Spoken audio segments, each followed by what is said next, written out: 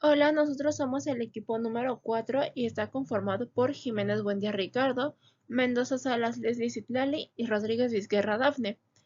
Y nosotros les vamos a hablar sobre la 2-aminopurina y el 5-bromuracilo.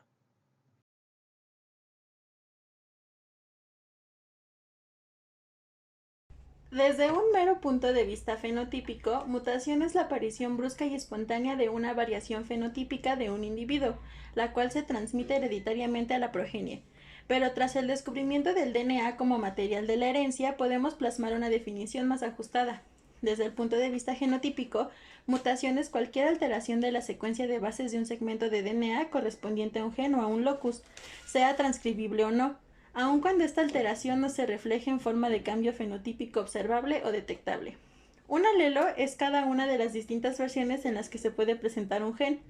El alelo silvestre es la forma de un gen de bacterias aisladas de su hábitat natural, mientras que un alelo mutante son las distintas formas que resultan de mutaciones del alelo silvestre. Una pareja de conceptos que también conviene incluir aquí es la diferenciación entre mutaciones espontáneas y mutaciones inducidas.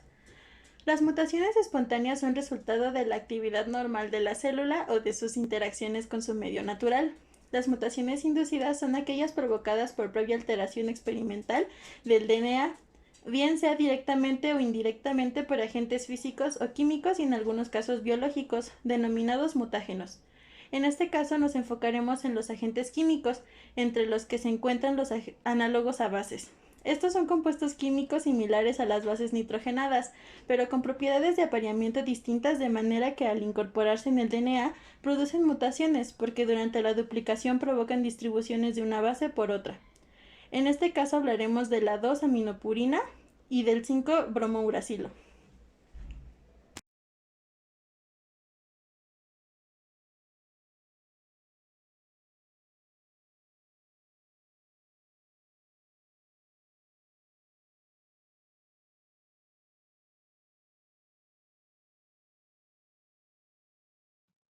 Ahora hablaremos de los análogos de bases. Bueno, los análogos de bases son compuestos químicos con estructura similar a las bases nitrogenadas normales, y estos se pueden llegar a incorporar al ADN en lugar de estas. En específico vamos a hablar de dos, que la primera es la 2-aminopurina y la segunda va a ser el 5-bromuracilo. La 2-aminopurina es un análogo de la adenina y esta puede reemplazarla. La 2-aminopurina aparea con la timida, pero en su forma imino, esta va a emparejarse con la citosina, mientras que el 5-bromuracilo en su forma cetónica se va a emparejar con la adenina, pero si esta se encuentra en su forma enólica, se va a emparejar con la guanina. Bueno, ahora vamos a hablar sobre el 2-aminopurina. Este va a tener un modo de acción en donde se va a insertar en lugar de una adenina. El efecto sobre el DNA va a ser que convierta el par de base original, que es un AT, por una GC, y dando así una transición. Y el tipo de mutación va a ser puntual. Los tautómeros se denominan isómeros que se diferencian solo en la posición de un grupo funcional. Entre las dos formas existe un equilibrio químico. En un equilibrio tautomérico hay migración de un grupo o un átomo, y se pueden clasificar en desmotropía o pseudomería, cuando los tautómeros pueden ser aislados o no, y en caniotropía o aniotropía, cuando el grupo que migra es un catión o un anión respectivamente. El caso en el que el grupo migrante sea el catión hidrógeno recibe el nombre de prototropía. Ahora hablaremos del 5-bromuracilo. Su modo de acción será que se va a insertar en lugar de la timina. El efecto sobre el DNA va a ser que va a convertir el par de base AT a un par de base GC y su tipo de mutación va a ser puntual. Vale, ahora hablaremos del mecanismo de acción del 5-bromouracilo. Vale, como ya vimos anteriormente en tautómeros, el 5-bromouracilo puede estar tanto en forma ceto como en una forma ionizada. En la primera, este se va a unir a una adenina y en la segunda a una guanina. Bueno, supongamos que tenemos la siguiente cadena. Y bueno, en la parte de arriba se va a sustituir una citosina por el 5-bromouracilo, que en la parte de arriba que dice imino, que debería decir ionizada, se va a adherir a una guanina.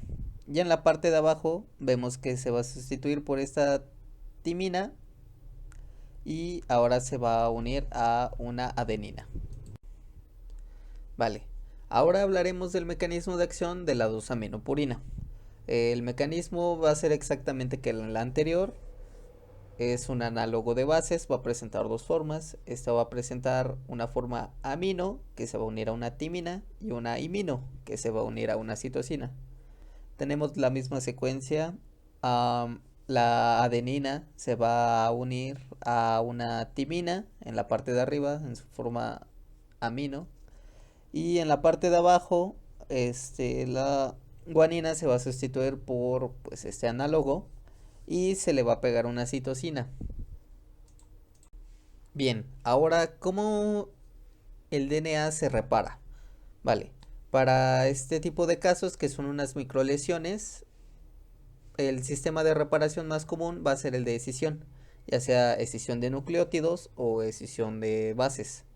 Bueno, ¿en qué se basan? En que una polimerasa va a reconocer la zona del DNA que está modificada y una endonucleasa va a cortar la hebra en los puntos próximos. La polimerasa, otro tipo de polimerasa va a sintetizar la hebra, se va a eliminar esa zona y ya únicamente quedará un extremo abierto y con ayuda de una ligasa se va a reparar, la va a sellar. Y este sería el sistema de reparación. Ahora hablaremos sobre la reversión. Cuando el daño al DNA se produjo y no pudo ser reparado y ya pasó a la siguiente generación, puede haber procesos de reversión, o sea que podemos regresar al DNA original con ayuda de los siguientes métodos.